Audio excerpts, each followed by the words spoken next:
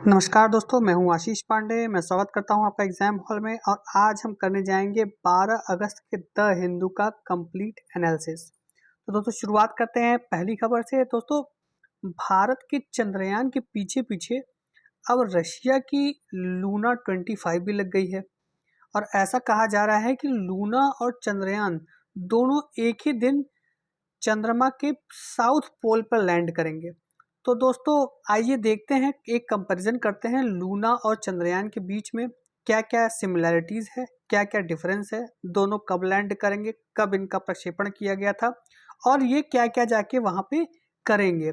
तो देखिए दोस्तों ये इसे स्पेस रेस भी कहते हैं। और इसमें इस स्पेस रेस में देखिए इंडिया के चंद्रयान के पीछे अब रशिया ने अपनी फ्लाइट भेजी है मून पे।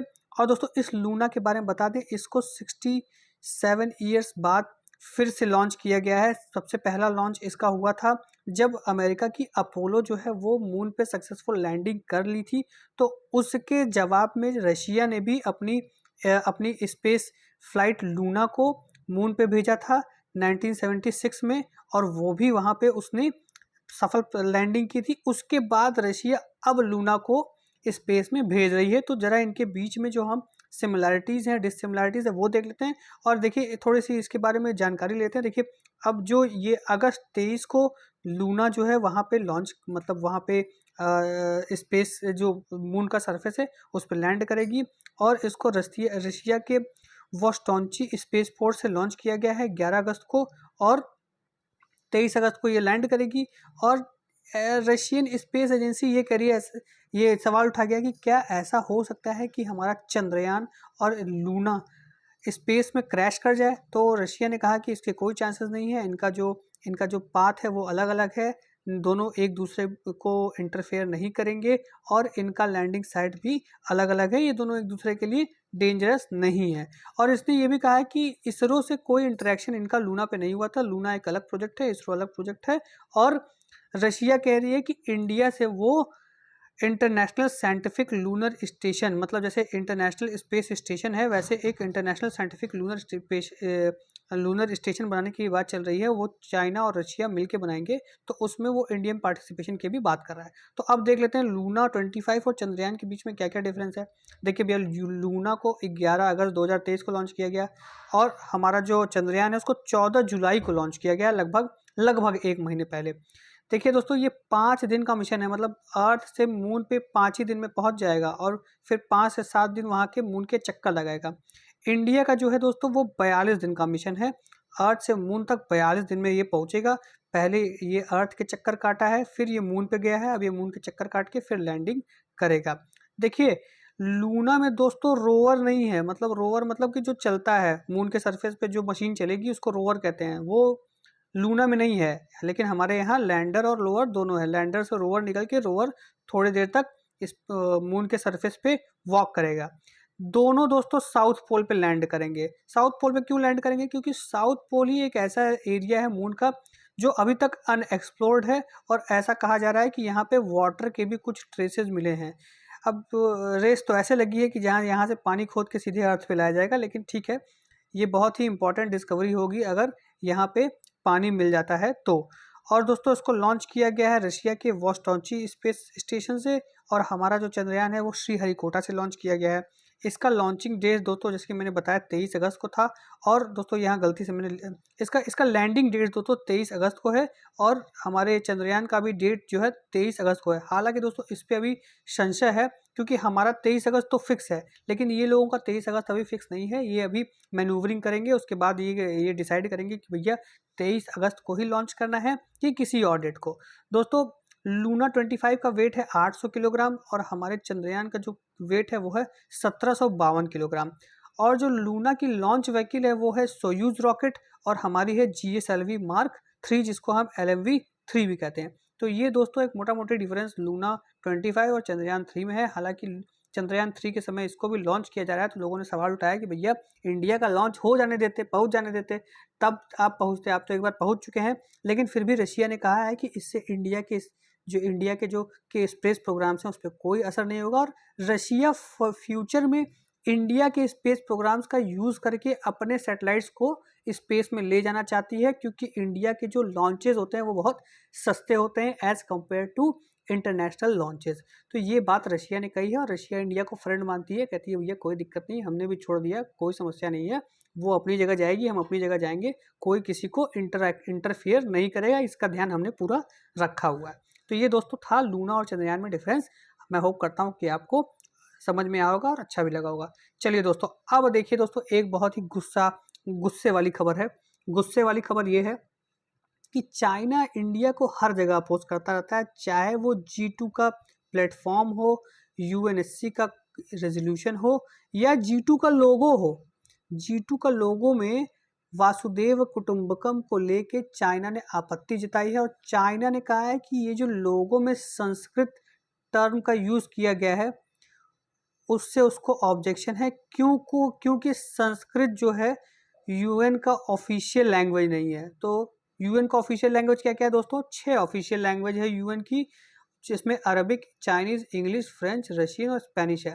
दोस्तों तो अब समय आ गया है कि हिंदी को भी यूएन की ऑफिशियल लैंग्वेज के तौर पे हमें कैंपेनिंग करनी होगी इंडियन गवर्नमेंट को, और हिंदी को भी यूएन के ऑफिशियल लैंग्वेज लिस्ट में लाना होगा। और न सिर्फ वही, अब ये कैंपेनिंग यूएनएससी के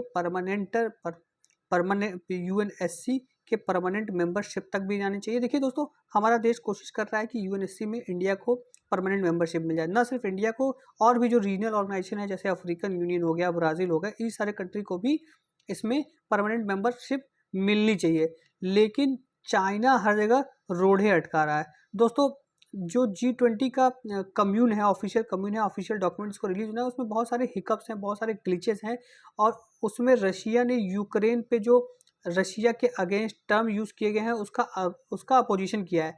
सिर्फ इसी का अपोजिशन किया है, लेकिन रशिया ने G20 में वासुदेव कुटुंबकम का अपोजिशन नहीं किया, उसको समर्थित किया है। सिर्फ चाइना ही ऐसा देश है G20 में जो इसका अपोजिशन कर रहा है, और कोई भी देश इसका अपोजिशन नहीं कर रहा है। तो दोस्तों, ये चाइना की देखिए हिमाकत कि हर जगह इंडिया का अपोजिशन करने से बाज नहीं आता है।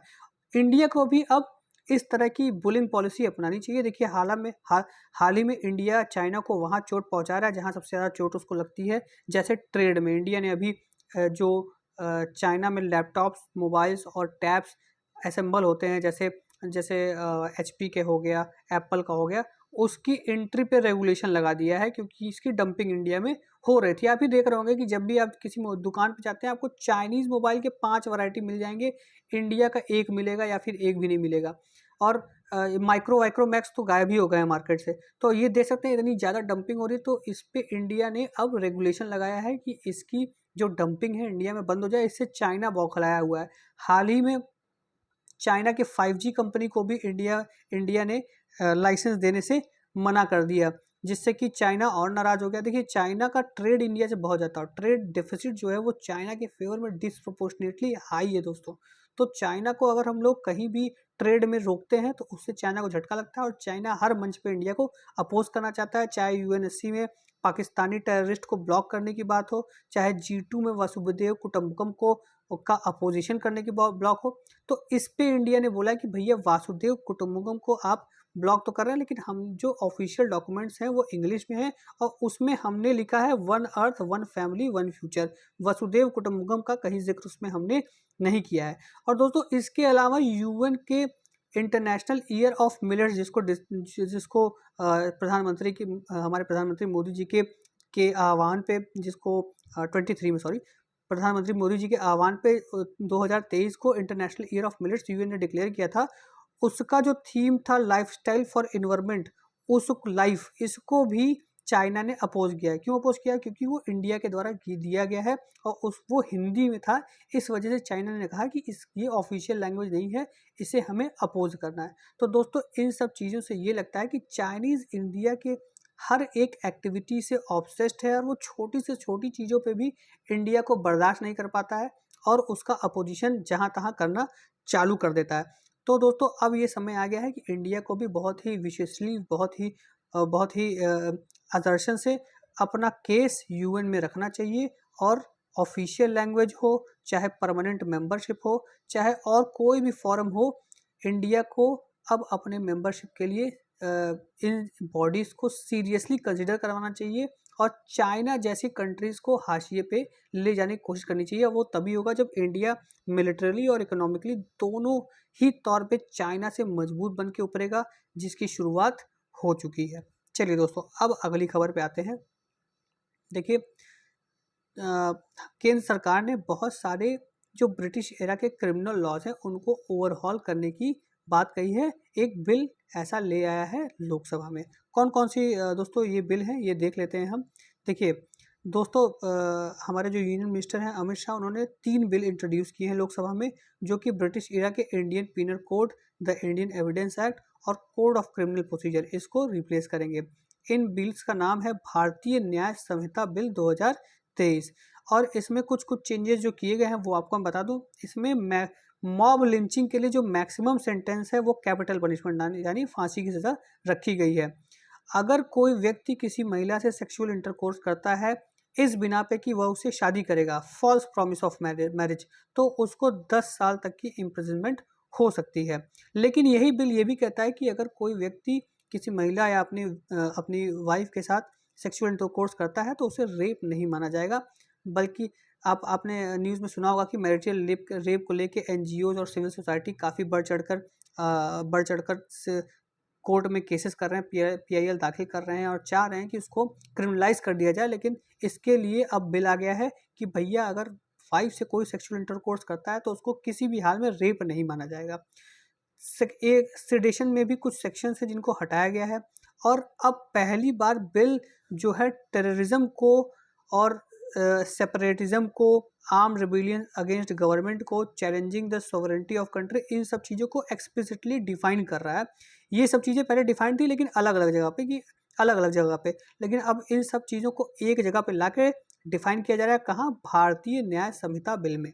ठीक है दोस्तों, इसके अलावा देखिए 3 बिल जिनकी हम बात की हैं वो है ये, उसमें एक तो ये है भारतीय न्याय संहिता बिल, और दूसरा है भारतीय नागरिक सुरक्षा संहिता बिल 2023 और भारतीय शख्स बिल, ये 2023। ये 3 बिल इंट्रोड्यूस किए गए हैं और ये किसको किसको रिपील करेंगे? Indian penal code 1860, criminal procedure act 1898, Indian evidence act 1872। देख सकते हैं कितने पुराने बिल है दोस्तों, 100 साल से भी पुराने बिल हैं। 1860, 1898, 1872, इतने पुराने पुराने बिल को दोस्तों बहुत पहले ही चेंज कर देना चाहिए था, क्योंकि उस समय जो कंडीशंस थे वो अब नहीं है। हमारी देश जो है वो एक गुलाम देश था और ब्रिटिश हमारे यहाँ राज करते थे। उन्होंने अपने हिसाब से ये लॉज बनाए थे, तो उसे आज के इंडिपेंडेंट और मजबूत भारत पे अप्लाई नहीं किया जा सकता। और यही रीज़न हमारे जो होम मिनिस्टर हैं उन्होंने दिया है कि ये बहुत ही पुराने लॉज हैं और इनको रिपील किया जाना चाहिए,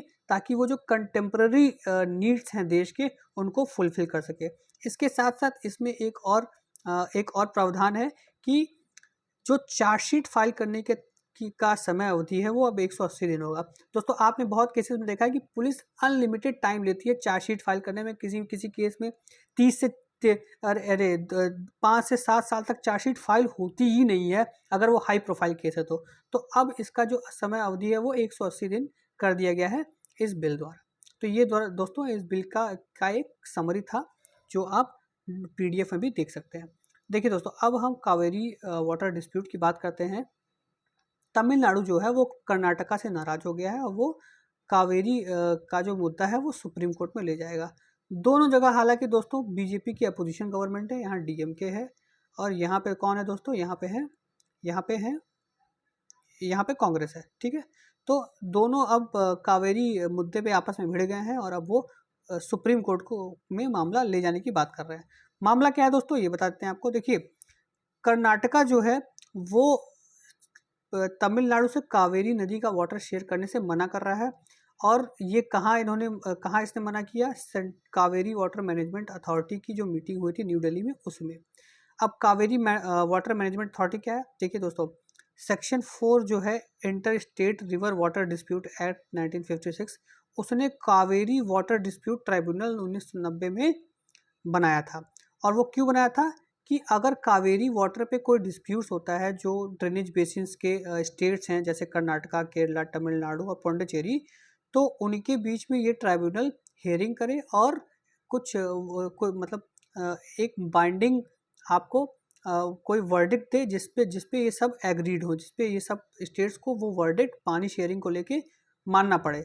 और उसी वर्डिक्ट को इम्प्लीमेंट करने के लिए एक बॉडी बनाई गई थी जिसका नाम था सेंट्रल गवर्नमेंट, जो है नोटिफाई की थी उस बॉडी को, उसका नाम है कावेरी वाटर मैनेजमेंट स्कीम 2018। ठीक है, उसी के अंदर कावेरी वाटर मैनेजमेंट अथॉरिटी का गठन हुआ था। तो ये अथॉरिटी जो ट्राइब्यूनल है, ये जो अथॉरिटी है वो ट्राइब्यूनल के जो वर्डिक्ट्स होंगे उनको इम्प्लीमेंट करने की इसकी जिम्मेदारी थी। और ये ट्राइब्यूनल किससे बना था? Inter state water dispute act 1956 के अंतर्गत। तो देखिए, तो ये 3 टायर पूरा स्ट्रक्चर बन गया है। इसमें अथॉरिटी सबसे नीचे आती है। तो इसी की मीटिंग होती है मानसून में हर 10 दिन पे, जिसमें ये डिसाइड किया था कि कितना पानी कैसे शेयर किया जाएगा अलग अलग स्टेट्स के बीच में। तो इसी में कर्नाटका और तमिलनाडु ने डिसाइड किया 10 अगस्त को कि भैया कि जो कर्नाटका है वो 15,000 क्यूसेक्स पानी तमिलनाडु को देगा। लेकिन बाद में वो मुकर गया और उसने कहा कि भैया हम सिर्फ 8,000 क्यूसेक पानी ही देंगे, और वो भी अगस्त 22 को। तो इसी पे तमिलनाडु जो है वो नाराज हो गई और कही कि भैया अब ये केस तो हम सुप्रीम कोर्ट ले जाएंगे, ट्राइब्यूनल वाइब्यूनल से कुछ हो ना रहा। तो ये दोस्तों ये पूरा केस था। और इसमें अब देखिए आगे सुप्रीम कोर्ट इस पर आगे कैसे बढ़ती है। चलिए दोस्तों अगले खबर पे आते हैं। दोस्तों अब देखिए एक लोकेशन है तमपारा लेक। तमपारा लेक दोस्तों इंपॉर्टेंट लोकेशन है क्योंकि अभी हाल ही में रामसार कन्वेंशन के अंदर रामसार कन्वेंशन के अंडर वेटलैंड्स में इसको शामिल किया गया है दोस्तों। और ये कहाँ पे है? उड़ीसा में। तो एनजीटी ने तमपारा लेक के अगल बगल कंस्ट्रक्शंस को अभी रोक दिया है क्योंकि उन्होंने कहा था इससे जो तमपारा लेक है उसकी इकोलॉजी को नुकसान पहुंचेगा। तमपारा लेक कहाँ है दोस्तों? ये एक फ्रेश वाटर लेक है, उड़ीसा में गंजम डिस्ट्रिक्ट में ये आता है।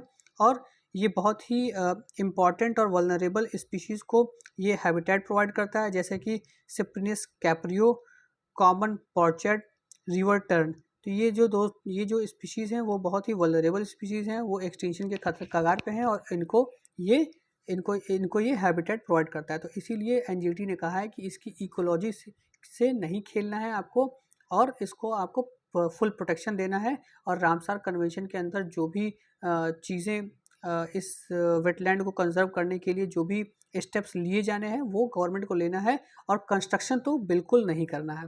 तो इसका लोकेशन दोस्तों बहुत इंपॉर्टेंट है तमपारा लेक का, इसको आपको याद रखना होगा क्योंकि ये न्यूज़ में है। और जो यूपीएससी है, जो भी न्यूज़ में लोकेशंस रहते हैं उनको पूछने के लिए बहुत ही नोटोरियस है, खासकर ऐसे रिमोट लोकेशंस जो आपसे शायद मिस हो सकते हैं। चलिए दोस्तों अब आगे बढ़ते हैं नेक्स्ट खबर पे। दोस्तों पार्लियामेंट जो है उसने फाइनली जो ऑनलाइन गेमिंग है उस पर 28% जीएसटी लेने के रास्ते को साफ कर दिया है। क्या है मामला दोस्तों, पूरा देखते हैं। दोस्तों अब जब आप गुड्स सर्विस का जो लॉ है उसमें चेंज किया गया है, और जो भी ऑनलाइन गेमिंग और कसिनोज, हॉर्स रेसिंग, ये सारे गेम्स हैं उन पे 28% जीएसटी लिया जाएगा उनकी फेस वैल्यू पे। फेस वैल्यू क्या है दोस्तों? मतलब जैसे मान लीजिए आप कोई ऑनलाइन गेम खेलने के लिए आपने एक एंट्री फी दी 1,000 रुपये, और वो गेम में मान लीजिए आपने 500 रुपये जीते, तो दोस्तों आपका जो जीएसटी है वो 1,500 पे नहीं लगेगा, वो सिर्फ 1,000 रुपये पे लगेगा। और इसी 1,000 रुपये को हम कहते हैं फेस वैल्यू। तो फेस वैल्यू पे अब जीएसटी प्रोवाइड करना होगा, और इसके लिए बिल पास हो चुका है, और जीएसटी जो लॉ है उसमें अमेंडमेंट पास हो चुका है। तो अब और ये कब से लागू होगा दोस्तों? ये लागू होगा 1 अक्टूबर से। और कौन कौन से गेम्स होंगे इसमें दोस्तों, ये आपको ध्यान में रखना है। वो है bets made in casino, horse racing और ऑनलाइन गेमिंग। और दोस्तों ये जो ऑनलाइन गेमिंग सेक्टर है वो इसको अपने जॉब्स और इन्वेस्टमेंट के लिए बहुत ही डिट्रीमेंटल बता रहा है। कह रहा है कि ये 28% से बहुत अनिश्चितता आ रही है मार्केट में, जिससे कि पता नहीं है कि ये कैसे रिएक्ट करेगा। अगर गेमिंग महंगा हो जाएगा तो कस्टमर्स आएंगे कि नहीं आएंगे, तो इसकी वजह से इनको काफ़ी लॉस हो सकता है, और इसमें काफ़ी जॉब्स जा सकती हैं। और बहुत सारे ऑनलाइन गेमिंग प्लेटफॉर्म्स ने तो अब लेऑफ्स और क्लोजर्स डिक्लेयर करना चालू कर दिया है। इसके अलावा दोस्तों जो ऑफशोर्स मतलब विदेशी ऑनलाइन गेमिंग होते हैं जो प्लेटफॉर्म्स हैं, उनको भी इंडिया में अब रजिस्टर करना होगा और टैक्सेस पे करना होगा। अगर वो ऐसा नहीं करते हैं तो उनको ब्लॉक कर दिया जाएगा। तो ये भी इसमें इस बिल में, इस अमेंडमेंट में कहा गया है। दोस्तों ऑनलाइन गेमिंग पे कैसे टैक्सेस लगेंगे, क्या क्या होंगे, ये सारी चीज़ें हम पहले ही डिस्कस कर चुके हैं, इसीलिए इसको हम डिटेल में डिस्कस नहीं करेंगे। बस आपको मैंने फेस वैल्यू का मतलब बता दिया कि फेस वैल्यू पे ही आपका टैक्स लगेगा। जो आप बेटिंग में जो आप पैसा जीतेंगे उस पर जीएसटी नहीं लगेगा। चलिए दोस्तों अब आगे बढ़ते हैं। अब देखिए दोस्तों, अब जैसे कि हम OTT प्लेटफॉर्म पे स्टार प्लस, सोनी और जी टीवी देखते हैं अलग अलग, उस पर जो हमारे घर की महिलाएं हैं वो सीरियल्स देखती हैं, दिन भर चलता रहता है। अब डीडी का जो प्लेटफॉर्म है वो भी कुछ ऐसे ही चेंजेस लाने वाला है कि जिससे वो स्टार प्लस सोनी और जी टीवी ऐसे प्लेटफॉर्म्स को अब वो compete करेगा। और वो कैसे होगा दोस्तों, वो अब ओवरहॉलिंग करेगा जो कंटेम्प्ररी जो चल रहे हैं, जो कंटेम्प्ररी प्लेटफॉर्म्स OTT प्लेटफॉर्म्स चल रहे हैं, सीरीज चल रहे हैं, उनको देखते हुए वो भी अब डीडी भी अब अलग अलग प्रोग्राम्स लॉन्च करेगा जो लोगों में पॉपुलर हो। ठीक है दोस्तों। और अब देखिए, हम जिएंगे और मरेंगे ऐ वतन तेरे लिए, जो कर्मा मूवी का गाना है, इसका भी अब संस्कृत वर्जन लॉन्च किया जाएगा इस इंडिपेंडेंस डे पे। उसके अलावा सुभाष घई की जो एक सीरियल है जानकी, उसको अब डीडी नेशनल पे स्क्रीन किया जाएगा। और फीमेल एम्पावरमेंट को लेके भी एक सीरियल लॉन्च किया जाएगा जो कल्पना चावला के जीवनी पर रिलेटेड, जीवनी से प्रेरित है, रिलेटेड नहीं है, प्रेरित है, जिसमें एक लड़की है जो एस्ट्रोनॉट बनना चाहती है और इस सीरियल का नाम है जहाँ चांद रहता है। तो दोस्तों देख सकते हैं कैसे किस किस तरह की तरीके के इंटरेस्टिंग सब्जेक्ट्स अब डीडी प्रसार भारती ला रही है। और मुझे उम्मीद है कि ये सबसे हिट सीरियल होगा एज करंट ट्रेंड्स को और ट्रेडिशंस को देखते हुए। दोस्तों प्रसार भारती को 2549.61 करोड़ रुपए एलोकेट हुए थे इस अप टिल 25-26 इस साल के बजट में। और प्रसार भारती अब अपना OTT प्लेटफॉर्म भी लॉन्च करने की दिशा में आगे बढ़ रहा है। तो दोस्तों देख सकते हैं आपके डीडी जो है, डीडी न्यूज़, डीडी चैनल्स जो हैं वो अब कैसे जो ट्रेडिशनल चैनल्स है जो हम लोग देखते हैं उनको compete करने की तैयारी में है। और दोस्तों डीडी चैनल का हमारे मन में एक बहुत ही उदासीन और ग्लूमी चेहरा बना हुआ था। डीडी हमारे चैनल्स पे आते तो हम उसको सीधे आगे बढ़ा देते थे, उसको देखते नहीं थे। लेकिन अब इस ओवरहॉलिंग से ऐसा लगता है कि हम डीडी चैनल भी देखेंगे, अपने OTT प्लेटफॉर्म पे भी डीडी को देखेंगे, जिससे कि डीडी और जो ट्रेडिशनल चैनल्स हैं जैसे सोनी टीवी हो गया, जी टीवी हो गया, स्टार टीवी हो गया, इनको compete करेगा। अब दोस्तों आते हैं अगली खबर पे। देखिए चाइना फिर आया है खबर में। भैया चाइना मान नहीं रहा है, उसने एक अपना जो मिलिट्री शिप है वो कोलंबो की पोर्ट पे एक फॉर्मल विजिट पे भेज दिया और वो विजिट 11 अगस्त को वो कोलंबो पहुंच भी गया।